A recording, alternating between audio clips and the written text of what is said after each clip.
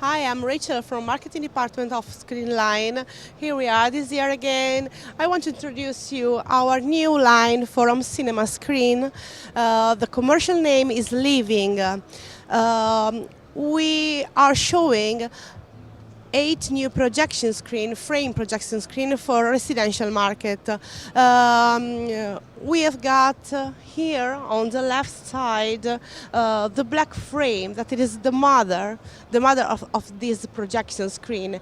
If you put the particularity of these screens is that if you put the fabric behind the screen, you will get the screen with the black frame. If you install the fabric behind, you will and you fold to the frame, you will get the full vision screen. And if you add on the full vision screen another little and thin frame, you will get the projection screen with this little and thin black frame. I think that this is a trend right now for the residential market. All this line marry very good with our new fabrics, specific for the ambient light rejection. Commercial name are Radiance 0.8 and Radiance 1.6. 0.8 is specific for,